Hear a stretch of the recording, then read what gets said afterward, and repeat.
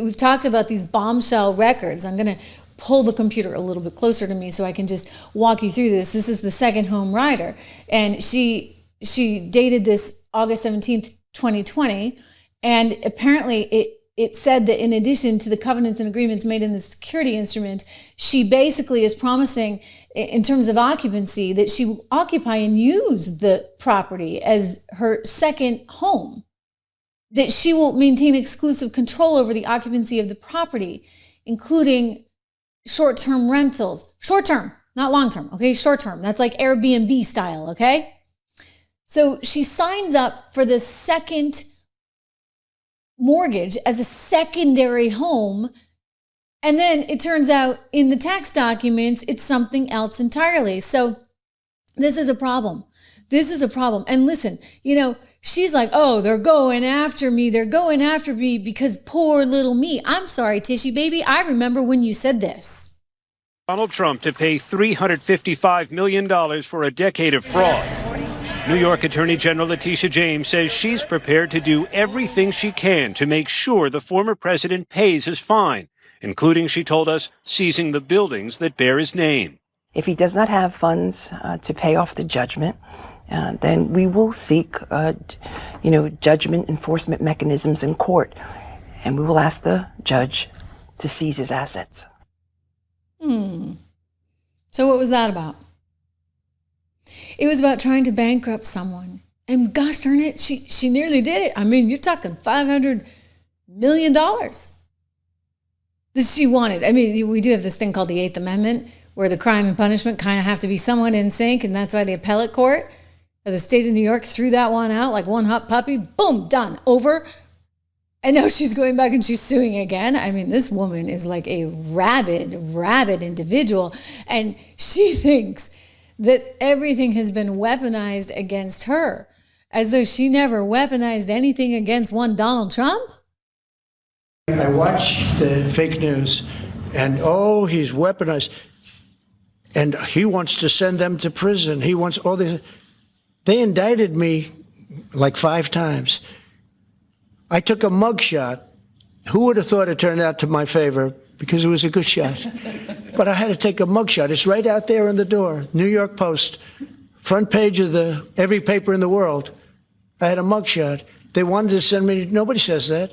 They say, he's acting very, very tough. He's acting unfair. Let me tell you, if anything, I think this Justice Department has been so respectful of the law, because the other Justice Department with Rita or Lisa and all of that scum, real scum, what they did to the political opponent of a guy that has a seriously low IQ. Now, in his case, it was low. Talking about Biden. Based on his career, but it got real low, okay? Mental health decline. It was descending rapidly. Yep. But what they did to go after his political opponent is legendary. Worse than any third world country, banana republic. It actually is. He's right. It's like worse than any banana republic that we've seen.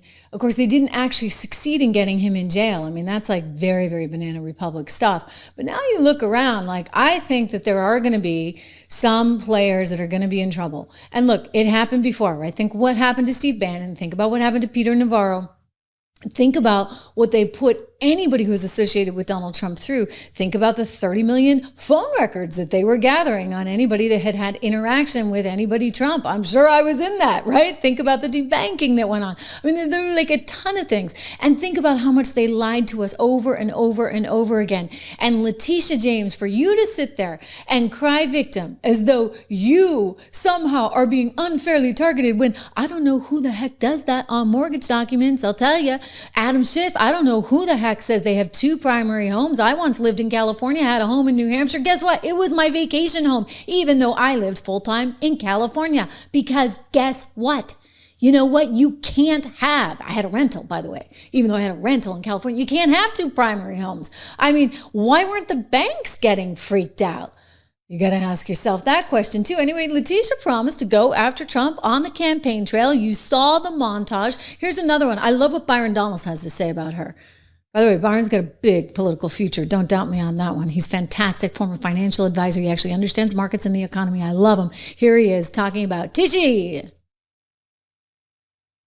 I look forward to going into the office of Attorney General every day, suing him, defending your rights, and then going home.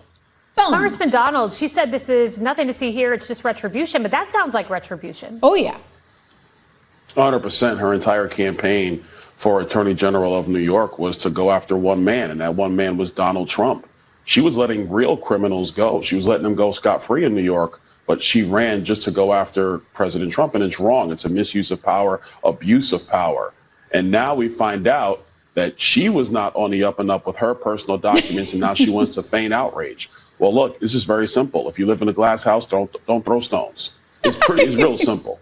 But unfortunately, Letitia James, she's indicted because it appears that, yes, she was defrauding mortgage companies to get a favorable down payment and a favorable interest rate. And she thought nobody was going to check. Yeah. Well, she weaponized the whole thing. She's actually, there are some within the Democrat circle. This is why she's like so into Mamdani right now. Comrade Mamdani is like the only one who's going to support her, along with Kathy Hochul, who's a political animal herself. But in the state of New York, you have a lot of people that are saying, hey, Tishy, baby, you got to resign because this is really, really bad. I mean, think about the Wisconsin judge who was forced to resign because, hey, when you're the judge and you're saying, oh, just slip out my back door because I don't care what you may or may not have done to your wife. I don't care about the domestic abuse allegations going on.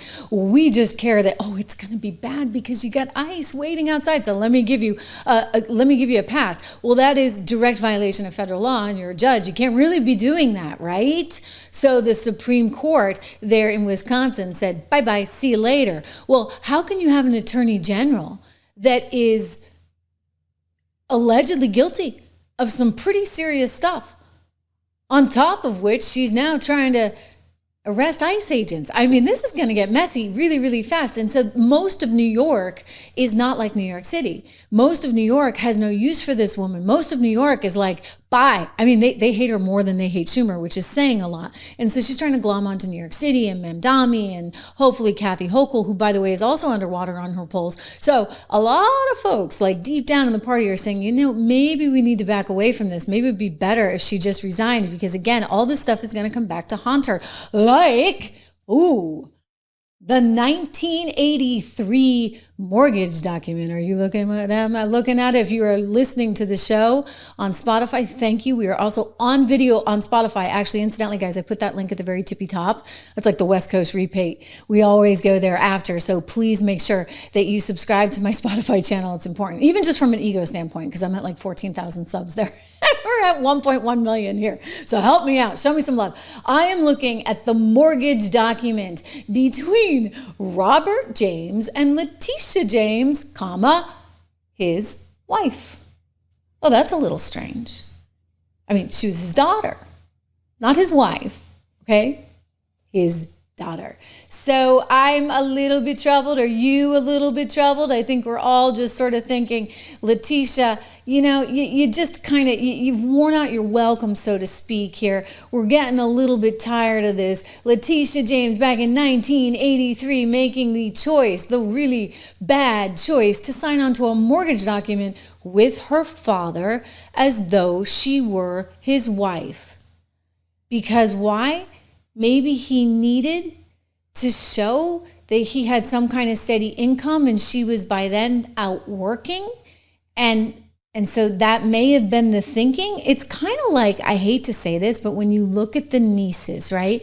And you see that the nieces have all of their problems, and you see that there's this kind of mentality, especially within some of this DEI nonsense mindset, that you're kind of owed something, right? That it's yours to take. That, when these protests were going on during the summer of 2020, that it was the, duty of the insurance companies to pay for all the damage done, that somehow people were entitled to take things because they deserved it, right? Because, I'm sorry, they would say the color of their skin and therefore they're owed reparations, etc. I'm not buying that. You know what? You stand on your own 2 damn feet every single day in this world.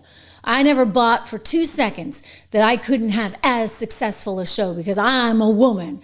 Hey, If anything, I think I'm in better shape because women like women and men like women. So hey, I got a bigger pool to choose from. Thank you very much. I've never bought any of this, not for 2 seconds. I mean, hey, you want to put me in a race against a naturally born man? Yeah, I'm going to lose that all day long.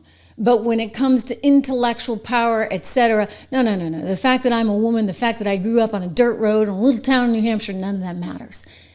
Because what matters in this country, in our economy, is our wonderful and great meritocracy. But I look at somebody like Letitia James and I think, you're a lawyer, like what was going through your head that you thought it was okay in 1983 to sign up with daddy as his wife?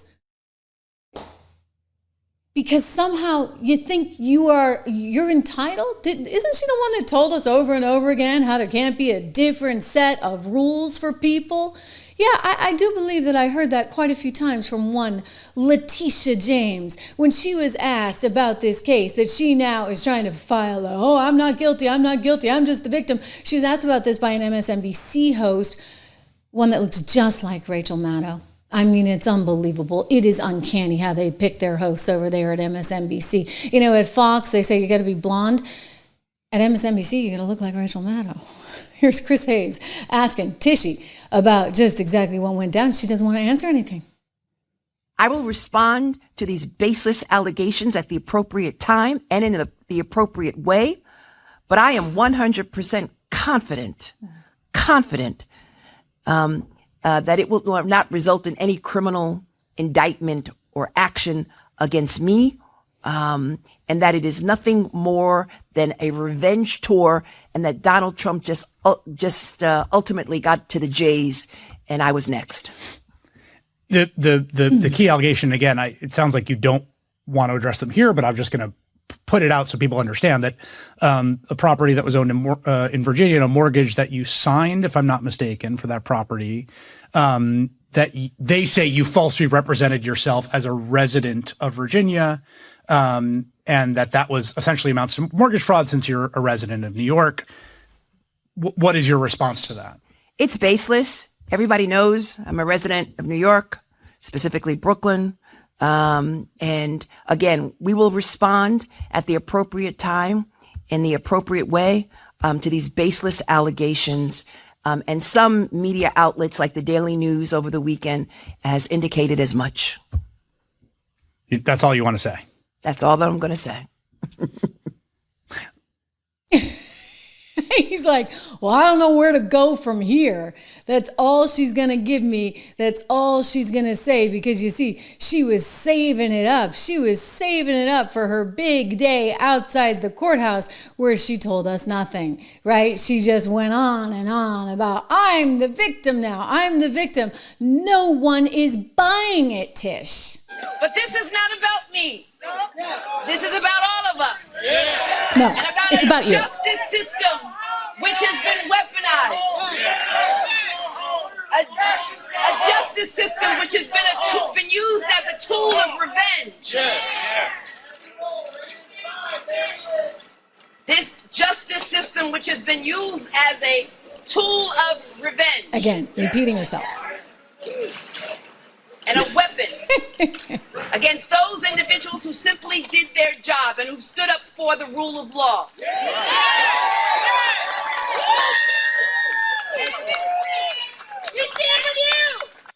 Save it for the judge, honey. Okay, you're going to need that defense.